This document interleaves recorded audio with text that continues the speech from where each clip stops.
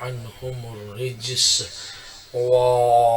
وطهرهم تطهيرا.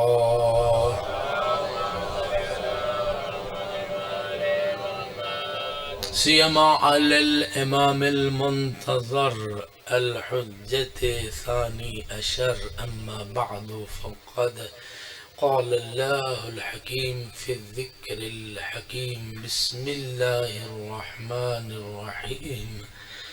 قل لئن اجتمعت الإنس والجن على أن يأتوا بمثل هذا القرآن لا يأتون بمثله ولو كان بعضهم لبعض ظهيرا.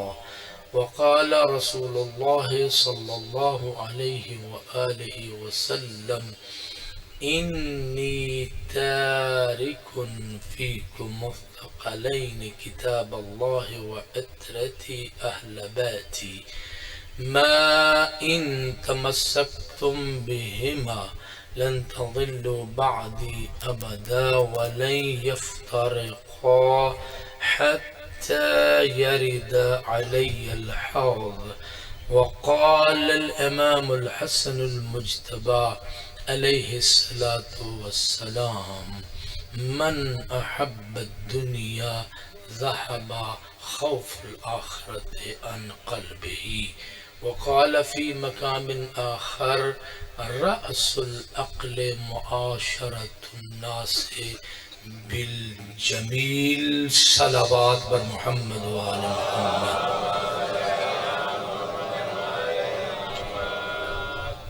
سامعین محترم، حاضرین گرامی قدر، محبان محمد و آل محمد، شیعیان علی اور اولاد علی علیہم السلام، پرسداران، ماتمداران، عزاداران اور سوگواران غریب کربلا، مظلوم نینوا ابا عبداللہ الحسین علیہ السلام. یہ قرآن ہے وحی منزل پیغام ربانی. بارگاہ ربوبی سے خطاب ہو رہا ہے. مخاطب نبیوں کے سردار نبی امام الانبیاء ہے. کہا جا رہا ہے قل، فرما دیجئے، کہہ دیجئے، لَإِنِ اجْتَمَعَتِ الْإِنسُ وَالْجِنُّ عَلَىٰ أَن يَأْتُوا بِمِثْلِ هَٰذَا الْقُرْآنِ، اگر سارے انسان اور جن اکٹھے ہو جائیں کہ اس قرآن جیسا قرآن لے کے آئیں. آواز دے رہا ہے قرآن، لا یأتون بمثلہ، اس قرآن جیسا قرآن نہیں لا پائیں گے. وَلَوْ كَانَ بَعْضُهُمْ لِبَعْضٍ ظَهِيرًا، اگرچہ ان میں سے بعض دوسرے بعض کے پشت بنا، مددگار، نصرت کرنے والے ہی کیوں نہ بن جائے. نہ ان کی ہمت، نہ ان کی طاقت، نہ ان کی بساط، نہ ان کا علم، نہ فہم، نہ فراست، نہ فصاحت، نہ بلاغت، ان میں ہمت ہی نہیں ہے کہ وہ اس قرآن جیسا قرآن لے کے آئیں. میں اسی آیت کے ذیل میں آج اپنی گفتگو کے 7ویں مرحلے میں داخل ہونے والا ہوں. عظمت قرآن، توجہ فرمائیے گا، عظمت قرآن کسی پر پنہا پوشیدہ نہیں ہے. اتنی آیات میں نے آپ کی خدمت میں تلاوت کر دی ہے کہ آپ کو قرآن کی عظمتوں کا کافی حد تک اندازہ ہو گیا ہے. ان بیانات میں جو سب سے اہم بات یہ تھی کہ قرآن تبیاناً لکل شے ہے. قرآن ہر شے کو کھول کھول کر واضح آشکار بیان کرنے والا ہے.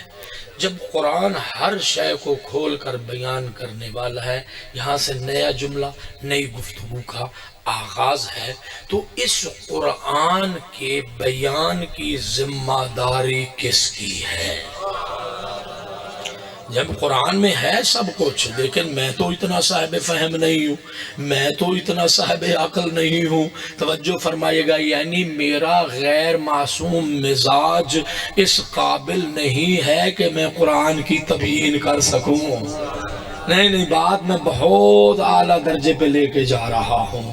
یعنی اس کا مطلب یہ ہو گیا کہ جیسے قرآن بے عیب ہے، ایک بے عیب فکر چاہیے۔ جیسے قرآن لا ریب ہے، ایسے ہی کچھ انوار قدسی چاہیے کہ جن کی قداست میں کوئی شک نہ پایا جائے۔ توجہ فرمائیے گا، یہ دو لفظ ہی جان ہے، جن کی قداست میں کوئی طہارت میں کوئی شک نہ پایا جائے۔ اس لیے جب قرآن کے بیان کا مرحلہ آیا، توجہ بھئی، قرآن ہر شے کو بیان کرتا ہے، قرآن کے بیان کی ذمہ داری کس کی ہے؟ دو آیتیں میرے سامنے ہیں، وَأَنزَلْنَا إِلَيْكَ الذِّكْرَ لِتُبَيِّنَ لِلنَّاسِ مَا نُزِّلَ إِلَيْهِمْ وَلَعَلَّهُمْ يَتَفَكَّرُونَ۔ ہم نے مصطفیٰ، ہم نے آپ پر کتاب نازل کی، لِتُبَيِّنَ، تاکہ تو بیان کریں لوگوں کے لیے جو کچھ قرآن میں ان کے لیے نازل کیا گیا ہے۔ یعنی عجیب ہے، قرآن ایک ذخیرہ علم ہے، قرآن معرفت کا ذخیرہ ہے، قرآن ہدایت کا ذخیرہ ہے، لیکن اس کے بیان کی ذمہ داری سید الانبیاء پہ ہے۔ وَلَعَلَّهُمْ يَتَفَكَّرُونَ، اور شاید جب آپ بیان فرمائے تو اس میں غور و فکر کرنے لگ جائیں۔ دوسری آیت سب آپ جانتے ہیں، سب کے اذہان میں، میرے پاس 7-8 ہے، میں ذرا 2 ہی پر اکتفا کر لیتا ہوں۔ توجہ فرمائیے گا، دوسری آیت مجیدہ کیا ہے؟ جس میں بھی خطاب سید الانبیاء کو ہو رہا ہے کہ اے میرے حبیب، قرآن کا بیان، قرآن کی تفسیر، قرآن کی وضاحت، اس کے محکم و متشابہ کی تبیین، یہ آپ کی ذمہ داری ہے۔ جب قرآن آواز دے رہا ہے، الرحمن علم القرآن خلق الانسان علمہ البیان، توجہ فرما لی کہ وہ رحمان ہے، علم القرآن، جس نے قرآن کی تعلیم دی، خلق الانسان وعلمہ، اور یہ ایسا باعظمت ہے کہ اللہ نے اسے قرآن کے بیان کا علم عطا فرما دیا ہے۔ یہ کون ہے؟ سید الانبیاء ہے، کہ جن کی ذمہ داری ہے قرآن کو بیان کرنا، جن کی اللہ نے ڈیوٹی لگائی ہے کہ آپ نے قرآن کو بیان کرنا ہے۔ اب میں سوچ رہا تھا، ابتدائی کلمات ہیں بڑے قیمتی، آپ کے اذہان بھی میرے ساتھ ذرا تقریباً موافقت رکھتے ہیں، سنیے گا۔ یہ ابتدائی جب قرآن حکیم کی آیات میں دیکھنے لگا، کافی ساری آیات کو دیکھا، قرآن نے 3 دعوے کر دیے ہیں۔ توجہ فرمائیے گا، قرآن نے 3 دعوے کیے۔ پہلا دعویٰ قرآن کر رہا ہے کہ یہ ہدی للناس ہے، لوگوں کے لیے ہدایت ہے۔ آج یہ بات سمجھ لو، خدا کی قسم آپ کا آنا عبادت میں شمار ہے، اس سے مزید اس کو 4 چاند لگ جائیں گے۔ توجہ فرمائیے، یہ قرآن ہدی للناس ہے، لوگوں کے لیے ہدایت ہے۔ جب کہا گیا کہ شہر رمضان الذی انزل فیہ القرآن ہدی للناس، یہ رمضان وہ مہینہ ہے کہ جس میں قرآن نازل کیا گیا۔ یہ قرآن پہلا دعویٰ کیا کر رہا ہے؟ ہدی للناس۔ پھر قرآن کہتا ہے ہدی للناس سے آگے بڑھ کے کہتا ہے ہدی ورحمۃ لقوم یؤمنون، ہدی ورحمۃ لقوم یؤمنون، کہا یہ قرآن صاحبان ایمان کے لیے ہدایت ہے۔ پہلے کہتا ہے انسانوں کے لیے ہدایت ہے، پھر وہی قرآن کہہ رہا ہے یہ صاحبان ایمان کے لیے ہدایت ہے۔ تیسرا دعویٰ کر دیا، سب جانتے ہیں، تو جو میں کوئی کمال نہیں کر رہا، الف لام میم ذالک الکتاب لا ریب فیہ ہدی للمتقین۔ توجہ فرمائیے گا، یہ متقیوں کے لیے ہدایت ہے۔ اب سادہ ذہن کا ایک انسان توجہ سوچنے بیٹھ جاتا، اور یہ بات حقیقت ہے، سوچنے بیٹھ جاتا جاتا ہے، قرآن میں تضاد پایا جاتا ہے۔ کبھی کہتا ہے میں ہدی للناس ہوں، کبھی کہتا ہے میں مومنین کے لیے ہدایت ہوں، کبھی قرآن کہتا ہے میں صاحبان ایمان کے لیے ہدایت ہوں، کبھی قرآن کہتا ہے متقیوں کے لیے ہدایت ہوں۔ اب اس مسئلے کا حل کہاں سے نکالا جائے؟ ہاں وہی ہستیاں بتائیں گی جنہیں اللہ نے راسخون فی العلم کہا ہے۔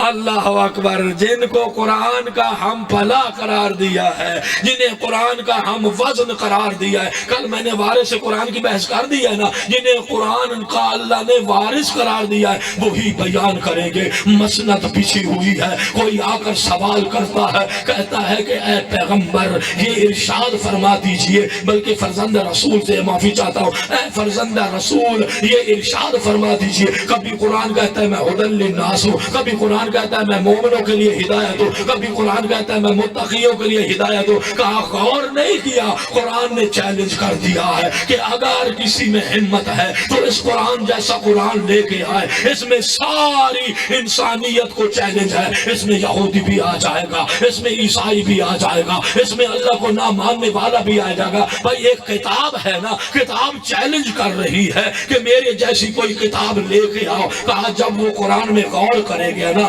توجہ بھائی جواب تو دینا پڑتا ہے نا، جب قرآن میں غور کرے گا اسے پتہ چلے گا یہ قرآن تو وہ ہے جس میں سائنسی معلومات بھی پائی جاتی ہیں، یہ قرآن وہ ہے جس میں اخلاقیات بھی پائے جاتے ہیں، یہ قرآن وہ ہے جس میں زندگی گزارنے کا سلیقہ بھی پایا جاتا ہے۔ حتیٰ یہ بھی باور کر لے گا کہ جتنی غیب کی خبروں سے قرآن نے آگاہ کیا وہ بھی ساری ثابت ہوتی جا رہی ہے۔ جب کوئی غیر مسلم اس قرآن میں اس انداز میں تدبر کرے گا اور اسے ماننا پڑ جائے گا کہ یہ بشر کا کلام نہیں ہے، یہ من عند اللہ ہے، تو اس مرحلے میں قرآن پوری انسانیت کے لیے ہدایت بن جائے گا۔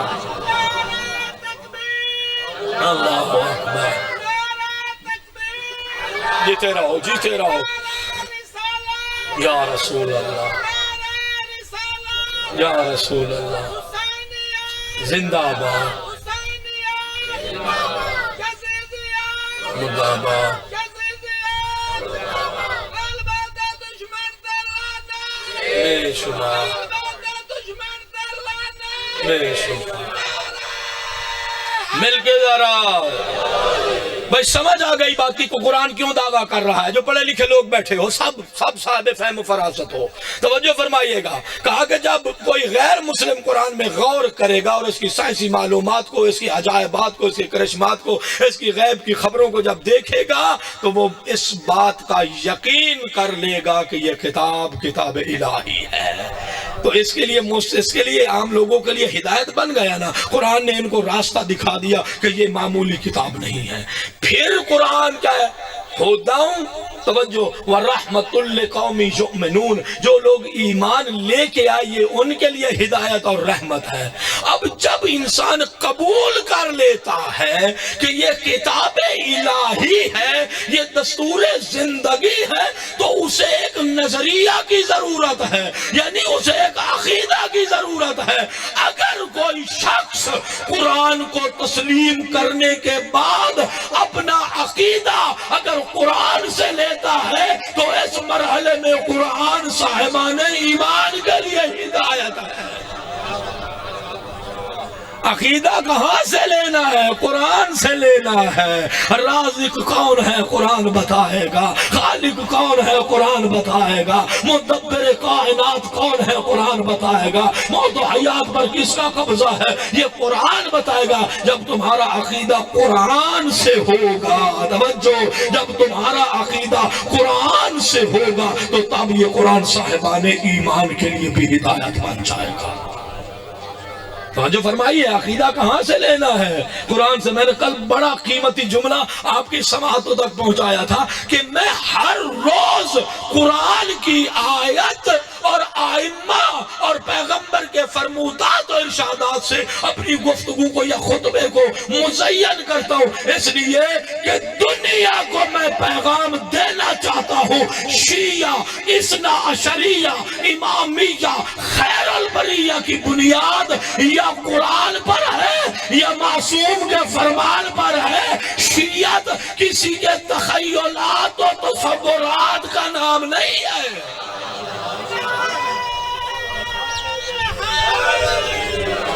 یا علی یا علی یا علی، کوئی اپنے تخیلات میں جہاں تک چلا جائے، وہ جہالت کا دریا، وہ جہالت کا سمندر بھرا پڑا ہے، جہاں جہاں غوطہ لگائے گا اور سے اور سیاہ قلب ہوتا جائے گا۔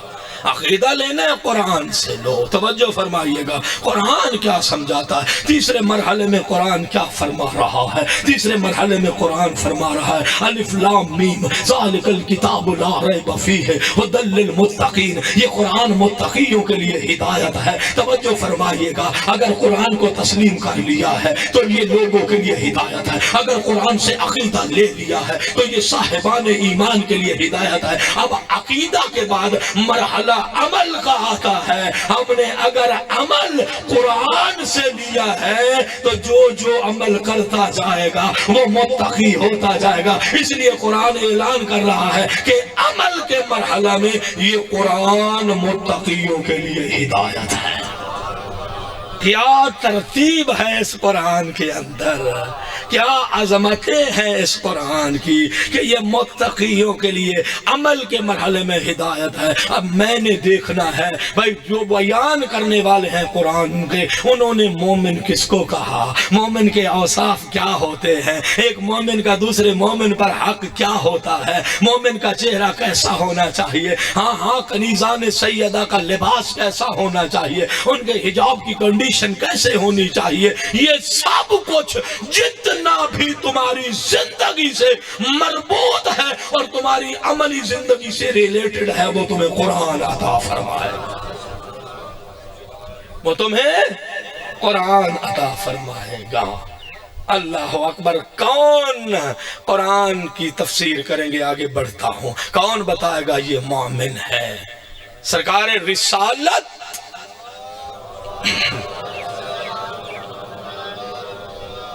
حالت سفر میں ہے۔ میں نے بڑے اچھے انداز میں آپ کو قرآن تک پہنچایا ہے، توجہ فرمائیے گا، کوشش کی ہے، غور فرمائیے گا، اب آپ کی مرضی کہ کس میں طعنت اور وقار سے آپ اس کو قبول فرما لیتے ہیں۔ اچھا غور فرمائیے گا، سرکار سید الانبیاء حالت سفر میں تھے۔ اب بتانا ہے کہ مومن کی زندگی کے خد و خال کیا ہے، میں کس کو مومن کہوں؟ یہاں آپ نے مجھے ممبر پہ بٹھا دیا، میں بھی بہت بڑا دعوے دار بن سکتا ہوں، میں تو بھائی بہت بڑا عالم ہوں، دلیل نہیں ملے گی تو پھر کون تسلیم کرے گا؟ یہاں بیٹھے ہوئے لوگ کہیں میں متقی ہوں، میں پرہیزگار ہوں، میں ڈاکٹر ہوں، میں انجینئر ہوں، جناب دعویٰ کرتا جائے۔ سید الانبیاء حالت سفر میں تھے، کچھ لوگ بارگاہ رسالت میں پہنچے۔ میرا جی چاہ رہا تھا کہ ایک دن میں بتاؤں تو صحیح کہ مومن ائمہ کی نظر میں اور سرکار رسالت کی نظر میں مومن کون ہے، ہمیں پتا تو چلے کہ ہم کس معیار پہ چل رہے ہیں، انہیں کس قسم کی کوالٹی چاہیے، کہیں اپنے آپ کو دھوکہ تو نہیں دے رہے۔ توجہ فرمائیے گا، غور فرمانا۔ گئے سرکار رسالت حالت سفر میں، کچھ لوگ بارگاہ رسالت میں پہنچے، سلام کیا، السلام علیکہ یا رسول اللہ، اے اللہ کے رسول ہماری طرف سے آپ پر سلام ہو۔ خلق عظیم کے مالک مصطفیٰ نے جواب سلام دیا۔ آج کل تو رواج بن گیا ہے، میلے کپڑے والے کو بیچارے کو سلام کا جواب بھی کوئی نہیں دیتا ہے، اتنا تکبر آ گیا ہے، پورا ہاتھ دینا اپنے لیے آر سمجھتا ہے۔ توجہ فرمائیے گا، ہم اگلے دن مدرسے میں بیٹھے ہوئے تھے، دو طالب علموں میں بحث ہو گئی، کہتا ہے قبلہ جب سے اس نے کاٹن پہننا شروع کیا اس کا مزاج بھی خراب ہو گیا ہے۔ توجہ فرمائیے گا، غور فرمائیے بھائی، آپ کے چلنے کا انداز بدل جاتا ہے نا، متکبرانہ چال آ جاتی ہے۔ اس لیے زندگی کو ہمیشہ سادہ رکھیں، زندگی کو ہمیشہ نارمل لیں، سادہ رکھیں۔ زیادہ لوگوں کے درمیان توجہ ریاکاری کرنے کی، دکھاوا کرنے کی، جی بیٹا امریکہ رہتا ہے، اتنے ڈالرز آتے ہیں، میں سالانہ اتنی رقم میرے پاس ہوتی ہے، سواں میرے پاس فلاں گاڑی بھی ہے جناب، فلاں ہے، ایسا ہے، آؤ نہ ذرا میرے گھر کے صحن میں دیکھو تو صحیح، تمہیں ایک سے ایک گاڑی بھی ملے گی۔ یہ لوگوں کی باتیں میں سنتا رہتا ہوں، میں خود بھی سنتا رہتا ہوں، توجہ فرمائیے گا، کیونکہ میں خود ایسا مقرر ہوں جو چال پھیر کے مجلس پڑھ لیتا ہوں۔ توجہ فرمائیے گا. اچھا خطاب ہے یہ، غور فرمانا. سلام کا جواب دیا. جب جواب دیا تو سرکار رسالت نے ان لوگوں سے ایک سوال کر لیا. میں ذرا جلدی پڑھوں تاکہ زیادہ ڈیلیور ہو سکے. سرکار رسالت نے ان سے تعارف پوچھا. کہا مجھ پہ سلام عقیدت کرنے والوں، سلام محبت کرنے والوں، سلام مودت کرنے والوں، بتاؤ تو صحیح آپ کون لوگ ہیں؟ بھئی بات کو فالو تو کر رہے ہو نا ساتھ ساتھ؟ ہاں جی جیتے رہو. کہا آپ کون لوگ ہیں؟ قبلہ میرے لیے بڑے تعجب کی بات تھی. میں بہت حیران تھا کہ سلام کرنے والوں کا انداز سلام بتا رہا ہے کہ وہ اللہ جل شانہ و عز مقامہ ذات ذوالجلال والاکرام پر بھی ایمان رکھتے تھے، نبی کی نبوت کو بھی قبول کرتے تھے، سید الرسل کی رسالت پر بھی ایمان رکھتے تھے. کیونکہ سلام کیا نا، السلام علیکہ یا رسول اللہ ہے، اے اللہ کے رسول ہماری طرف سے سلام ہو. تعجب یہ تھا کہ انداز سلام بتا رہا ہے توحید کو بھی مانتے ہیں، رسالت پر بھی ایمان رکھتے ہیں، نبوت پر بھی ایمان رکھتے ہیں. پھر بھی سرکار رسالت پوچھ رہے ہیں اپنا تعارف کرا دیجئے، بتائیے آپ کون ہیں، اپنا تعارف کرا دیجئے. اب بارگاہ رسالت میں کھڑے ہیں، کوئی معمولی بارگاہ نہیں ہے، بارگاہ رسالت میں کھڑے ہوئے ہیں. ہاں بڑا دعویٰ کیا، کہا نحن مؤمنون یا رسول اللہ، اے اللہ کے رسول ہم صاحبان ایمان ہیں. اتنا بڑا دعویٰ. توجہ فرمائیے گا، لوگ دعویٰ کرتے ہیں نا، وہ بھی مسلمہ ہیں باتیں کہ لوگ کہتے تھے کہ کاش میں بھی اصحاب حسین سے ہوتا. تو خواب میں دکھایا گیا تھا اصحاب حسین میں ہونا معمولی بات نہیں ہے.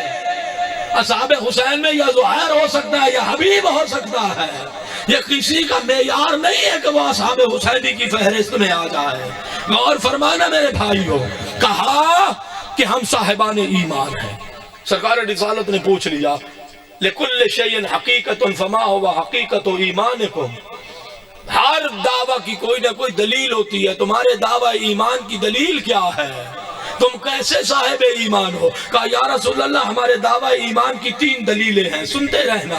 کہا الرضا بقضاء اللہ ہے، والتسلیم لامر اللہ ہے، والتفویض الی اللہ ہے. کہا یا رسول اللہ ہمارے ایمان کی پہلی دلیل یہ ہے، وہ مدبر کائنات، وہ خالق کائنات، وہ مالک کائنات ہمارے حق میں جو فیصلہ کر دیتا ہے ہم اللہ کے فیصلوں پر راضی ہو جاتے ہیں. ہر انسان یہ چاہتا ہے کہ اسے رضائے پروردگار مل جائے. ہر انسان صف عزا پہ بیٹھتا ہے مجھ سے حسین کا خدا راضی ہو جائے، مجھ سے حسین کا نانا راضی ہو جائے، مجھ سے حسین کی اماں مجھ سے راضی ہو جائے. ہر بندہ یہی چاہتا ہے نا. بیت اللہ جانے والا بھی چاہتا ہے اللہ راضی ہو جائے، طواف کعبہ کرنے والا بھی چاہتا ہے اللہ راضی ہو جائے، زیارت کربلا جانے والا بھی چاہتا ہے اللہ راضی ہو جائے. جملے سننا، اللہ راضی ہو جائے. رات کی تاریکیوں میں گلیوں کی ٹھوکریں کھا کے مسجد میں جانے والا نمازی بھی چاہتا ہے اللہ راضی ہو جائے. شدت گرما کی بھوک پیاس برداشت کر کے روزہ رکھنے والا بھی چاہتا ہے اللہ راضی ہو جائے. کائنات میں 2 ہستیاں ایسی ہیں کہ ساری کائنات رضائے الہی کے پیچھے ہے. 2 ہستیاں ایسی ہیں کہ خدا کی رضا جن کی تلاش میں ہے.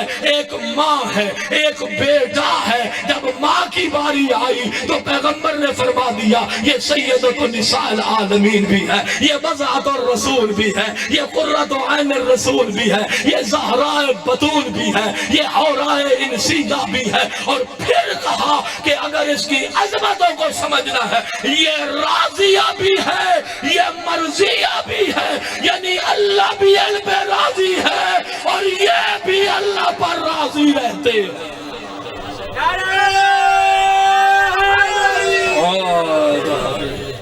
اللہ راضیہ مرضیہ کہ رضائے پروردگار جن کے پیچھے رہتی ہے کہ سیدہ راضی ہو جائے. ہم نے جو دیا اس پہ سیدہ راضی ہو جائے. خدا کی قسم کیا جملے ہیں. یہی جو عشق عزا آپ پہنچاتے ہیں یہی دعا مانگا کرو کہ سیدہ ہم سے راضی ہو جائے. ہم نے حسین بھلایا نہیں ہے. ہم نے گرمی میں سردی میں جو بھی ماحول ہے ہم نے حسین سے بے وفائی نہیں کی ہے. جملے ذرا سنیے گا. دوسری ہستی کون ہے؟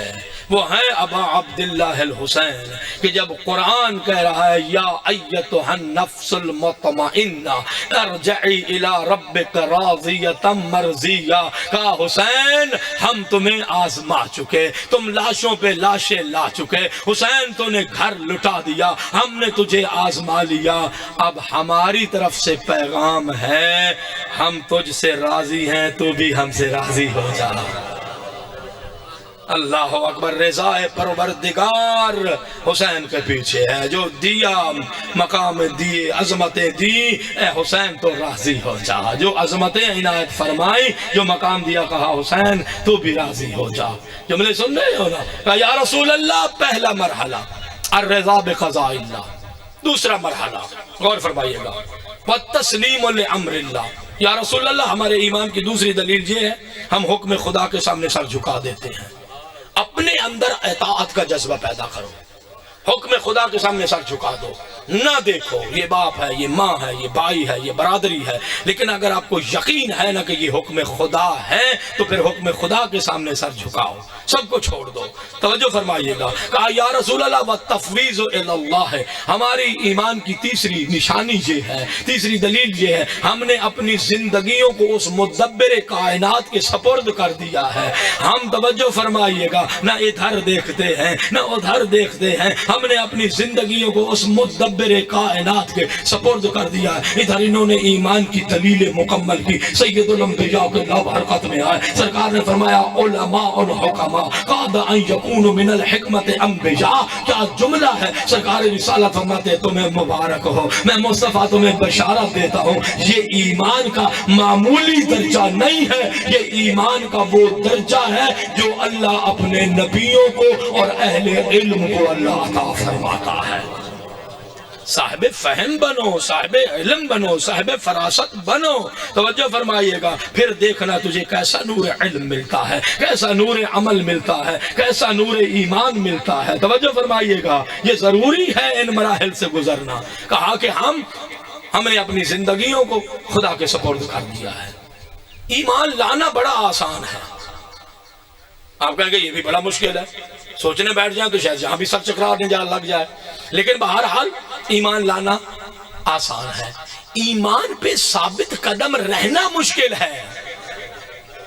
دیکھ لو رحلت رسول کے بعد مدینہ میں کیا ہو گیا، بڑے بڑے ایمان کے دعویٰ دار زیادہ اعتدال سے پھسل گئے، پاؤں میں لغزش آ گئی، ثبات قدم نہ رہا۔ توجہ فرمائیے گا، میں تاریخ کا ایک پورا باب تھی جبل میں پڑھ دیا ہے۔ توجہ، رحلت رسول کے بعد ایمان سے لوگوں کے پاؤں متزلزل ہو گئے، حق کو چھوڑ بیٹھے۔ توجہ فرمائیے گا، ثابت قدم نہ رہے۔ یہ مدینہ آپ کو گواہی دے رہا ہے۔ اس لیے سرکار رسالت نے فرمایا اگر چاہتے ہو نور ایمان باقی رہے، جملے سننا، اگر چاہتے ہو نور ایمان باقی رہے تو تین کام کر لینا۔ اگر چاہتے ہو دولت ایمان سے سرفراز رہو، اگر چاہتے ہو لذت ایمان کو محسوس کرو، یہ بڑا جملہ ہے آپ لوگوں کے لیے، ہر مجمع یہ نہیں سنتا۔ توجہ، اگر چاہتے ہو لذت ایمان محسوس کرو، ہم تو لذت محسوس کرتے ہیں نا، کبھی روٹی کی، کبھی سالن کی، کبھی کھانے کی، کبھی کسی فروٹ کی لذت محسوس کر لی، چلو بعض اوقات یہ ہوتا ہے کہ گپ شپ کی لذت بھی ہم محسوس کرتے ہیں۔ توجہ فرمائیے گا، لیکن سجدے کی اپنی لذت ہے، مناجات کی اپنی لذت ہے، شب سحر خیزی کی اپنی لذت ہے، اور ذات سے راز و نیاز کرنے کی اپنی لذت ہے۔ زین العابدین سید الساجدین، توجہ فرمائیے گا، زین العابدین سید الساجدین ارشاد فرماتے ہیں کہ جب اللہ کسی سے ناراض ہوتا ہے وہ اس سے مال دنیا نہیں لیتا ہے، بلکہ جس سے اللہ ناراض ہوتا ہے اس سے اللہ سجدے اور عبادت کی لذت کو واپس لے لیتا ہے۔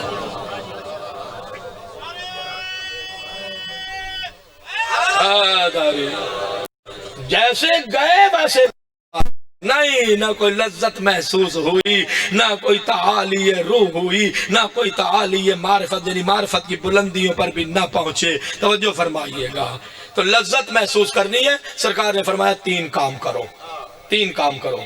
پہلا جملہ کہا فلا تبنوا ما لا تسکنون، فرمایا کبھی وہ گھر نہ بنانا جس میں رہنا نصیب نہ ہو۔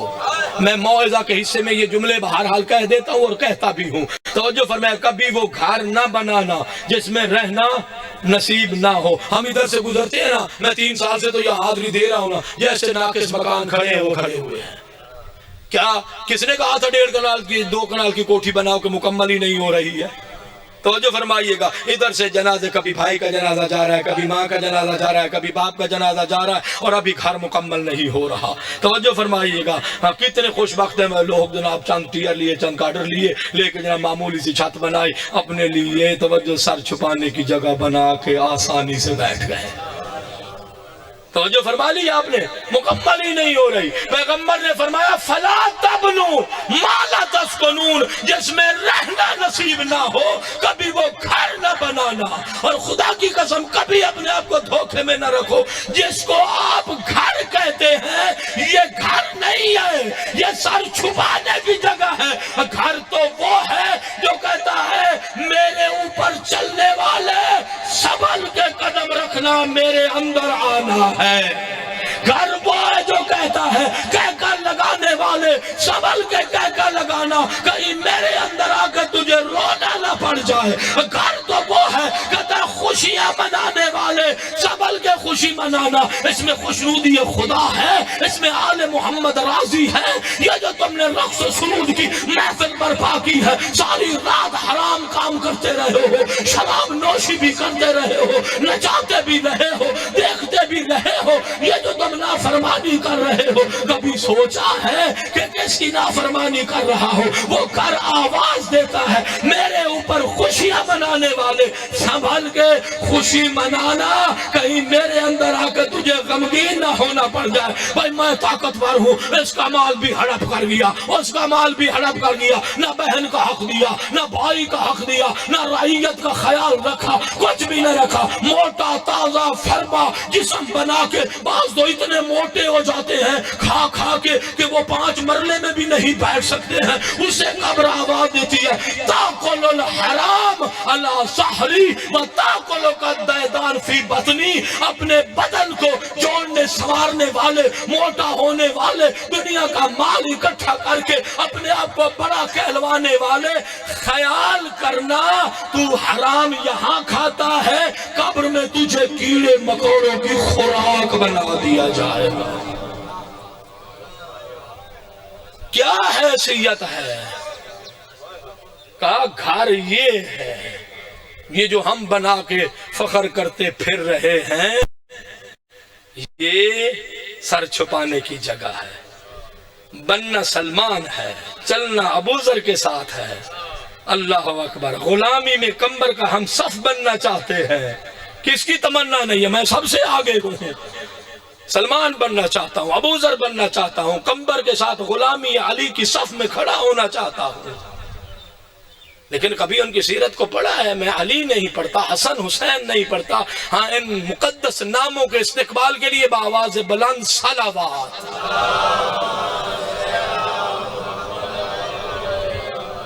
جب مدائن کے گورنر بن کے گئے تو کیا کہا تھا؟ ایک ایسا گھر چاہیے، علی نے گورنر بنا کے بھیجا ہے، جس میں صرف میں سو سکوں اور جب مصلی عبادت پر آؤں تو سیدھا کھڑا ہو سکوں. یہ سیرت ہے. انہوں نے کچھ لیا ہے. کہا کبھی وہ گھر نہ بنانا جس میں رہنا نصیب نہ ہو. فلا تجمعوا ما لا تاکلون. کبھی وہ مال جمع نہ کرنا جس کا کھانا نصیب نہ ہو. بھائی تڑپ تڑپ کے مر رہا ہے، اسے اپنے بینک بیلنس کی پڑی ہوئی ہے. بہن نادار ہے، لوگوں کے گھروں میں برتن دھو کے بچے پال رہی ہے. اس بے حیا انسان کو اتنا خیال نہیں ہے یہ جو تیرا 10 کروڑ 20 کروڑ کچھ رقم جو بینک میں پڑی ہے وہاں یہ بچے دے رہی ہے.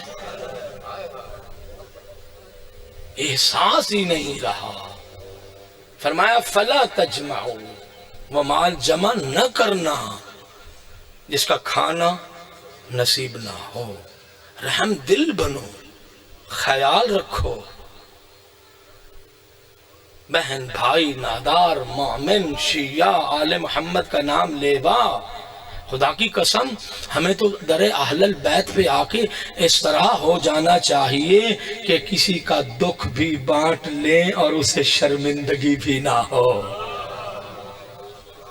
اللہ اکبر، دکھ بھی بانٹ لیں اور اسے شرمندگی بھی نہ ہو۔ وہ جملہ کتنا قیمتی ہے کہ جب حسین نے آنے والے کو ہلکا سا دروازہ کھول کے عطا کر دیا، جب اہل بیت نے پوچھا کہ اگر پورا دروازہ کھول دیتے تو وہ آپ کی زیارت بھی کر لیتا، تو امام نے فرمایا جو مانگتا ہے اس کے چہرے پہ ندامت کے آثار ہیں، میں کریم حسین کسی کے چہرے پر مانگنے کی ندامت کے آثار دیکھنا پسند نہیں کرتا۔ بیٹھے اس حسین کے صفحے اللہ پہ، اس لیے سرکار امام حسن مجتبی نے، مولا کا بھی ذکر ہو جائے نا عشرے میں، امام مجتبی، امام حسن مجتبی نے عظیم حدیث ارشاد فرمائی، تم تو دنیا کی محبت میں گرفتار ہو گئے، فرمایا من احب الدنیا ذہب خوف الآخرت عن قلبہ، جو بندہ دنیا کا دل دادا ہو جاتا ہے اس کے دل سے آخرت کا خوف نکل جاتا ہے۔ مال کو چمٹ مال تو اسیر دنیا بن گئے۔ پھر سرکار نے دوسری حدیث ارشاد فرمائی، دو حدیث سے میں نے یہ اپنی زندگی کا اصول بنا لو، تمہاری زندگی کی بیسکس انہی پہ ہونی چاہیے، کہ امام نے کیا فرمایا، من احب الدنیا ذہب خوف الآخرت عن قلبہ، نہ جاؤ محبت دنیا کے قریب۔ اور پھر سرکار نے جو اخلاقیات کا درس دیا ہے جس کو ہم اخلاق معاشرت کہتے ہیں، یعنی لوگوں سے زندگی گزارنے کا سلیقہ بتایا ہے، فرمایا رأس العقل، عقل کی بنیاد، رأس العقل، عقل یہ ہے کہ لوگوں کے ساتھ اچھے انداز میں پیش آنا، لوگوں کے ساتھ اچھے انداز میں پیش آنا، اچھے انداز میں پیش آؤ، یہ دو ہستیاں ہیں۔ چلے باپ اور بیٹا،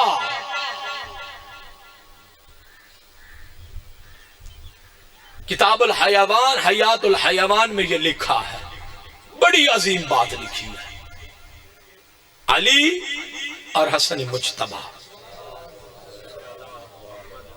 اگر عبادت کرنا بھی ہے تو مکمل اخلاص ہونا چاہیے۔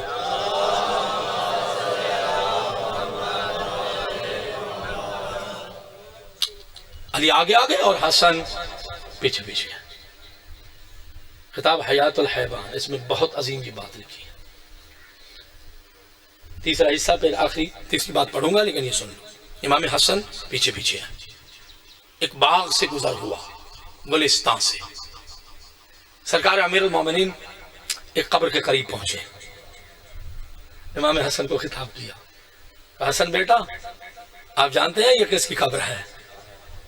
اب حلم دیکھیے، حلم دیکھیے، کہا بابا آپ بہتر جانتے ہیں،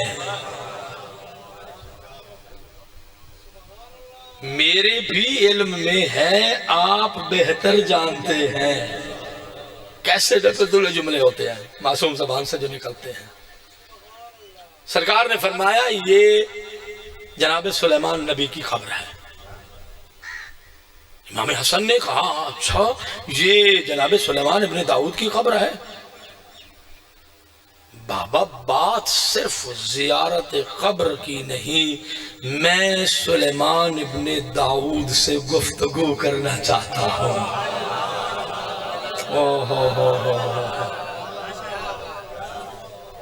حوالہ میں نے دے دیا ہے، بہت سارے حوالے ہیں میرے پاس، کہا میں جناب سلیمان سے گفتگو کرنا چاہتا ہوں۔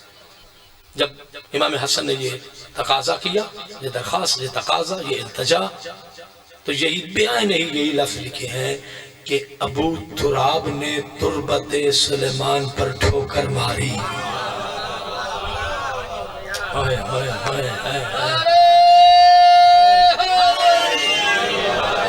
ابو تراب نے تربت سلیمان پر ٹھوکر ماری، قبر شگافتہ ہوئی۔ کہا بیٹا جاؤ گفتگو کرو۔ کافی دیر تک امام حسن مجتبی نے جناب سلیمان نبی سے گفتگو کی۔ گھڑی کی طرف میں نے ابھی دیکھا ہے، اس کا نچوڑ عرض کر دیتا ہوں۔ جناب سلیمان سے گفتگو کرنے کے بعد جب واپس لوٹے تو علی نے کہا تسلی ہو گئی؟ سنیے گا، لفظ یہی میں بول سکتا ہوں، اطمینان ہو گیا، تسلی ہو گئی؟ کہا سب سے آخری سوال کیا تھا؟ جب گفتگو ہو رہی ہے تو گفتگو کا آخر کیا تھا؟ کہا بابا میں نے سلیمان نبی سے یہ پوچھا تھا، سنیے گا، میں نے سلیمان نبی سے یہ پوچھا تھا کہ تمہیں اتنی بڑی حکومت کیسے ملی؟ میں نے سلیمان نبی سے سوال کیا کہ اتنی بڑی حکومت کیسے ملی؟ مبالغہ نہیں کر رہا، کتاب بتا دیئے، خود بے شک ڈاؤن لوڈ کر لینا، دیکھ لینا، کتاب ہو تو وہ دیکھ لینا۔ کہا سرکار امام حسن کہتے ہیں جب میں نے سوال کیا کہ اتنی بڑی حکومت کیسے ملی، کہا بے ولایت ابی کا یا حسن المجتبی، اے حسن مجتبی اتنی بڑی حکومت تیرے بابا علی کی ولایت کے صدقے میں ملی ہے۔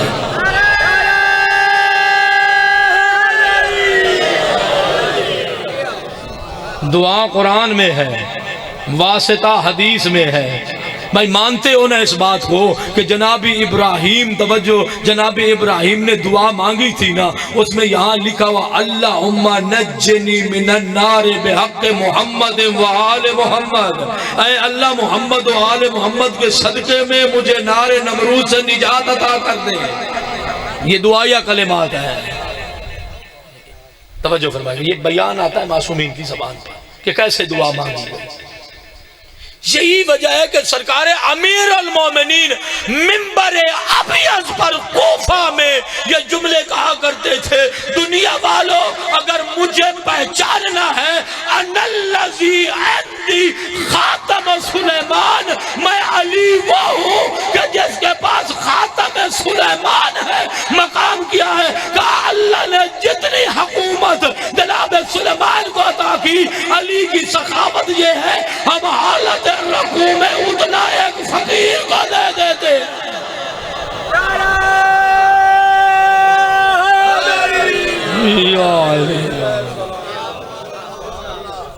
سنا ہے آپ نے؟ اب ایک اور مرحلہ آگے بڑھو ذرا، ایک جملہ کہہ دوں، یہ ابھی غدیر گزرا ہے، میں غدیر کی دعا پڑھ رہا تھا، ختم کرنے لگا ہوں، غدیر کی دعا پڑھ رہا تھا، اس میں سرکار امیر المومنین کی خدمت میں جو غدیر کی دعا میں، یہ مفاتی تمہارے گھروں میں ہوگی، اس کو کھول کے خود دیکھ لینا کہ غدیر کے دن کی دعا، اس میں لکھا السلام علیکہ یا حاکم یوم الدین، علی کو سلام کر رہے ہیں، السلام علیکہ یا حاکم یوم الدین، اے روز قیامت کے حاکم علی میرا آپ پر سلام ہو۔ اللہ اکبر، اے روز جزا کے حاکم علی میرا آپ پر سلام ہو۔ اور جب میں قرآن میں غور کرنے لگا، اللہ کون ہے مالک یوم الدین، علی کون ہے حاکم یوم الدین، سمجھ آ گئی بات کی، ملکیت خدا کی ہے، حکومت علی مرتضیٰ کی ہے۔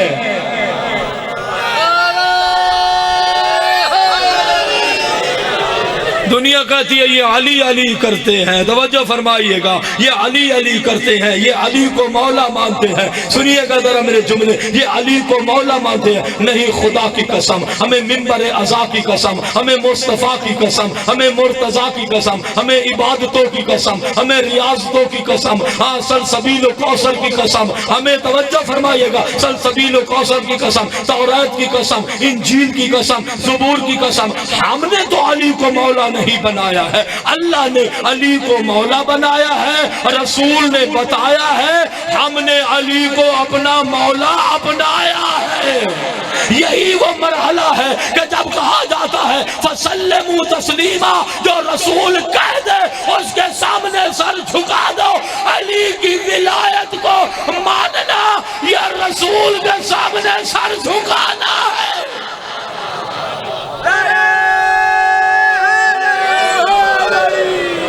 یا علی یا علی فسلم تسلیما، جو کہیں اس کو مان جاؤ۔ اب ذرا سنیے گا سرکار رسالت کی زندگی کا، جو کہیں وہ مان جاؤ۔ بات سننا بھائی، جو کہیں وہ مان جاؤ، جو کہیں وہ مان جاؤ۔ میں فضیلت کے باب میں چل رہا ہوں، عبادت اور ریاضت وہ جو فقہاء ہیں وہی جانتے ہیں۔ جملہ ذرا سنیے گا، کہا میں فضیلت کے باب میں چل رہا ہوں، کہا جو توجہ فسلم تسلیما کی منزل میں جو کہیں وہ مان جاؤ، جو کہیں وہ مان جاؤ۔ اب پیغمبر کی زندگی کا پہلا جملہ کیا ہے اس کو بھی سوچو، آخری جملہ کیا ہے اس کو بھی سوچو۔ پیغمبر نے کوہ ابو قیس پر کہاں کھڑے ہو کر اعلان کیا تھا، ایھا الناس قولوا لا الہ الا اللہ تفلحوا، لا الہ الا اللہ کہو فلاح پا جاؤ گے۔ پیغمبر کا پہلا جملہ ہے نا، جس نے مانا وہ صاحب ایمان ہو گیا۔ آخری جملہ کیا ہے، من کنت مولا ہو فہذا علی مولا، جو پہلے پہ ایمان رکھے وہ بھی مومن، جو آخری پہ ایمان رکھے وہ بھی مومن۔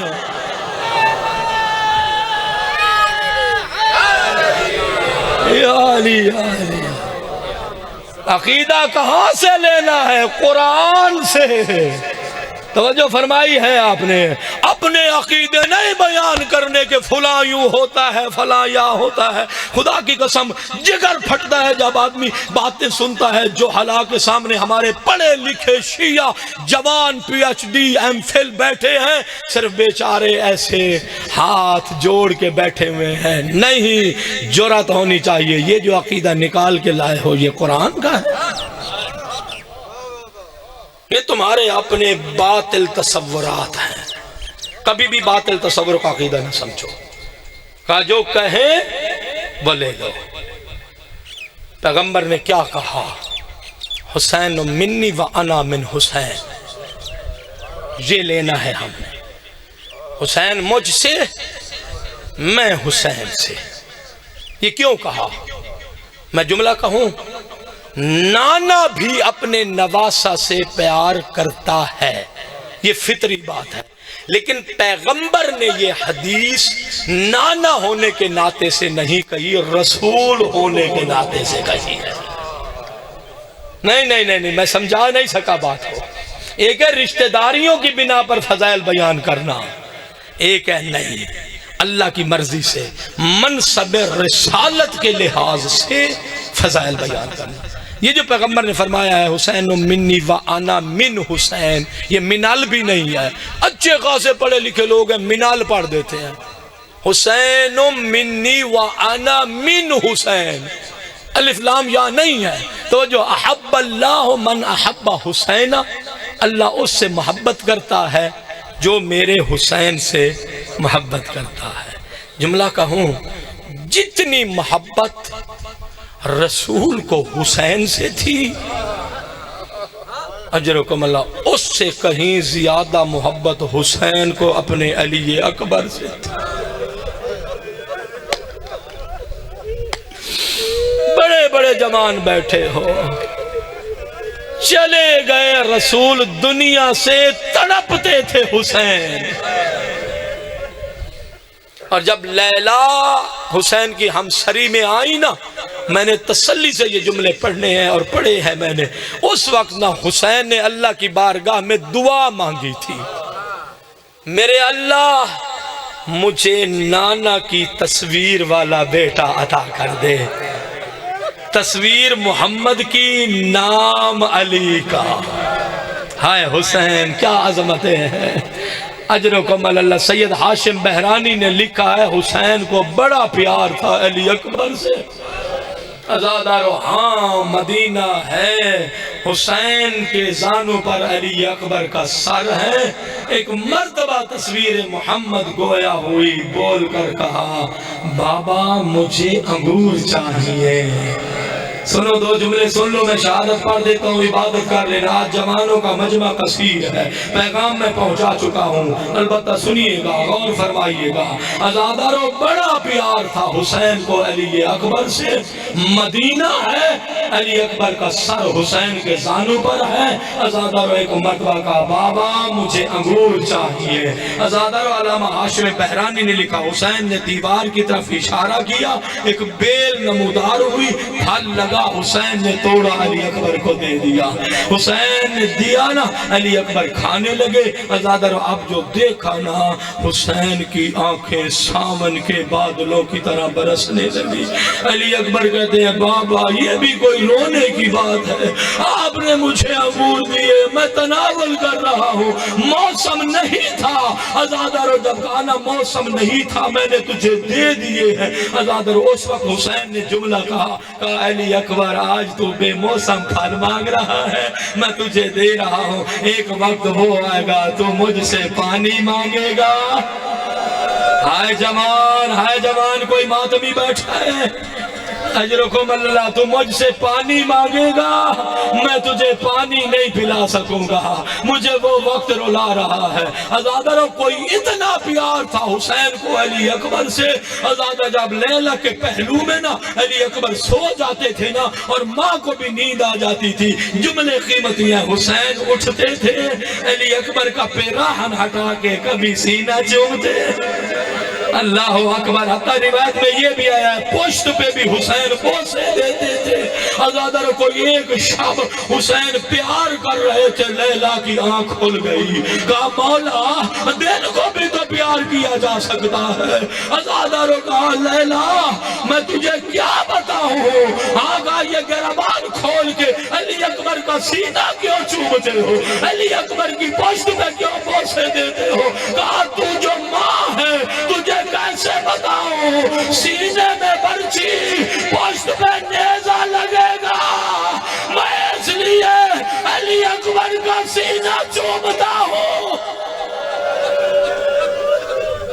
اللہ اکبر، اجرکم اللہ۔ بڑے ناز اٹھائے حسین نے تصویر محمد کے، بڑے ناز اٹھائے حسین نے ہم شکل پیغمبر کے۔ عزادارو ہاں چلے آ گیا کربلا کا حق و باطل کا معرکہ، آ گیا قرآن والوں کا اور منکرین قرآن کا معرکہ، آ گیا خدا والوں کا اور منکرین خدا کا عزادارو معرکہ، آ گیا رسالت کے خاندان اور رسالت کا انکار کرنے والوں کا معرکہ۔ عزادارو لاشیں اٹھا کے تھکا ہوا حسین در خیمہ پر قبضہ شمشیر پہ پیشانی رکھ کے بیٹھا ہے۔ ہائے زہیر کا لاشا لا چکے، مسلم کا لاشا لا چکے، عزادارو حبیب کا لاشا لا چکے، لاشیں اٹھا کے تھکا ہوا حسین ہے۔ عزادارو ایک مرتبہ غریب کے کانوں سے نانا کا لہجہ ٹکرایا۔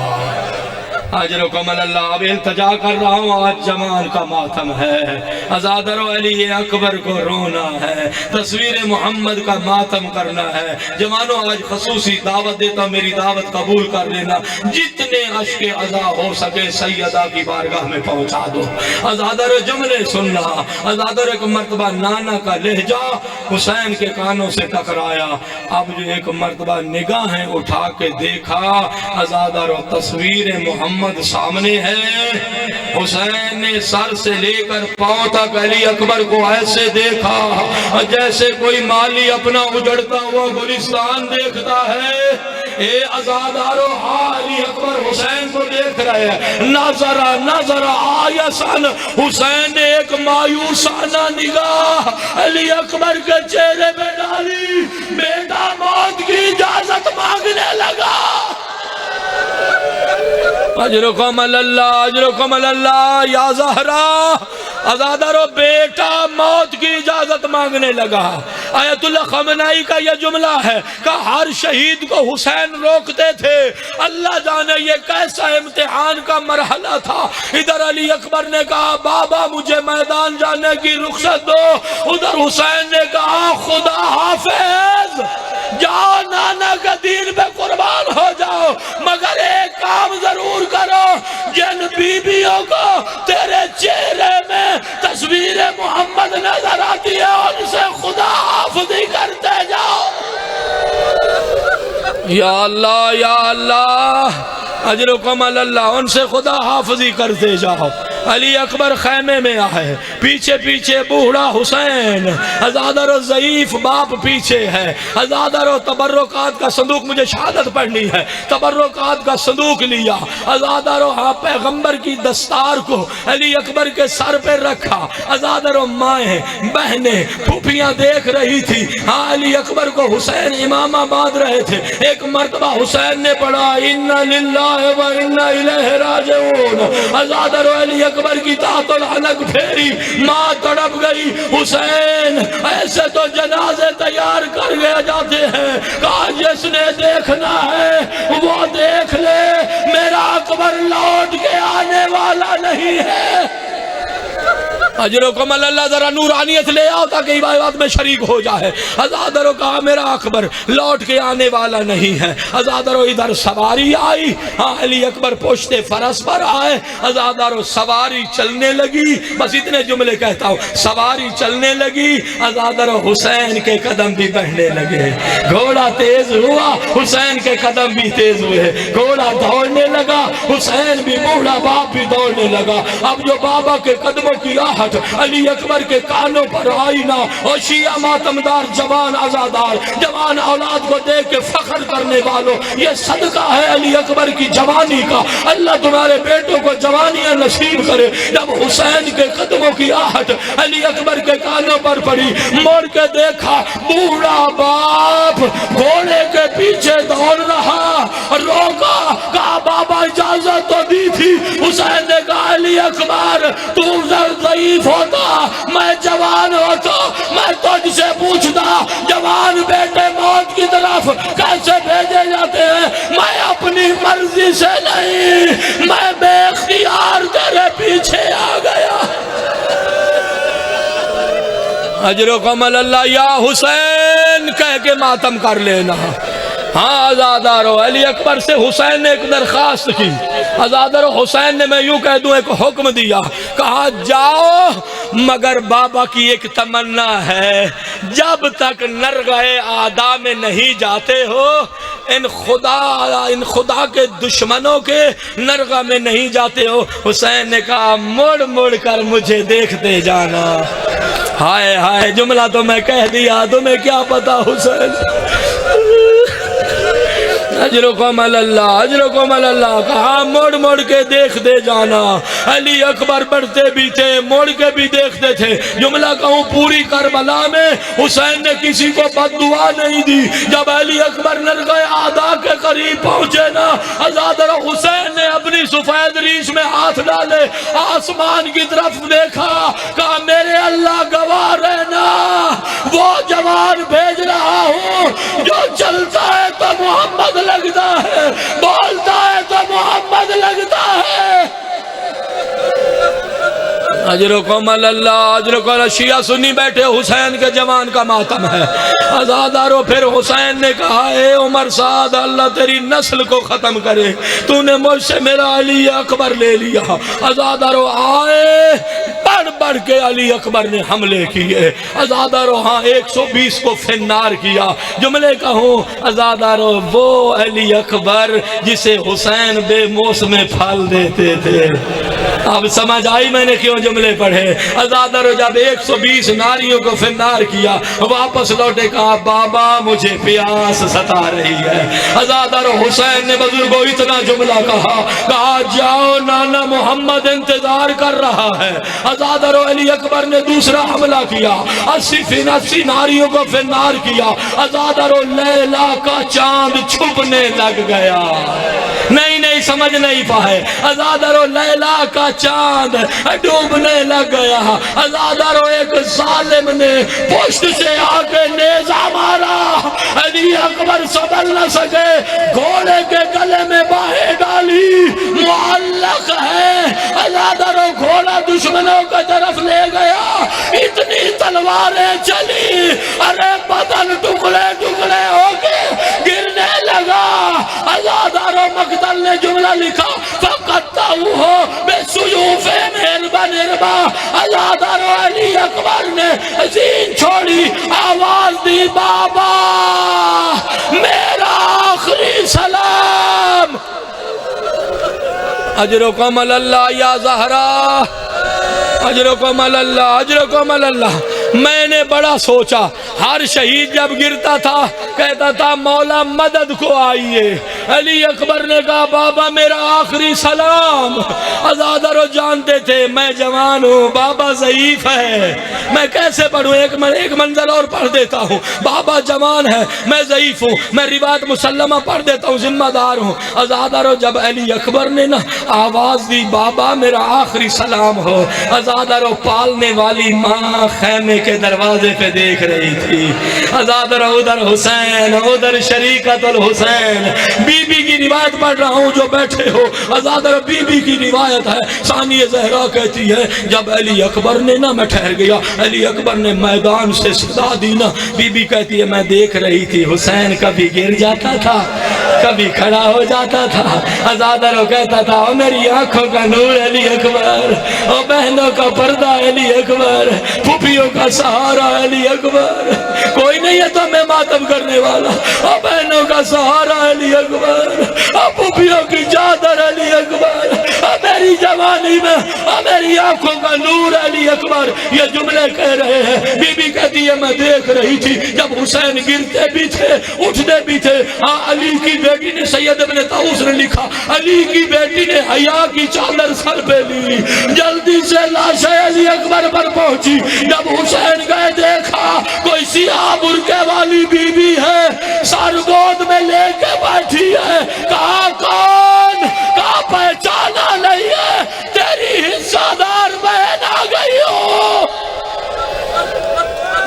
یا زہرا اجرکم اللہ اجرکم اللہ عزادارو ہاں ہاں اجرکم اللہ عزادارو ہاں ہاں بی بی نے سر علی اکبر لیا ہوا ہے عزادارو آؤ تمہیں بتاؤ زینب کی چادر کی کتنی قیمت ہے میری ماں بہنوں پردہ نہ ہٹایا کرو چادر کو نہ بھولا کرو عزادارو جس کا اکبر جیسا بیٹا خاک پہ تڑپ رہا ہو اس نے کیا کیا علی کی بیٹی کو خیمے روانہ کیا اتنا بتایا زینب تیری چادر پر میرے لاکھوں علی اکبر قربان تیری چادر پہ حرف نہ آئے اے عزادارو اتنی پردہ دار بی بی بہن کو خیمے روانہ کیا حسین لوٹے لو آخری مرحلہ حسین لوٹے عزادارو حسین جب لوٹے نا عزادارو علی اکبر تڑپ رہے تھے ایک ہاتھ سینے پہ تھا جب حسین آئے نا علی اکبر نے ایک ہاتھ سے سلام کیا کہا بابا میرا سلام ہو عزادارو جب سلام کیا نا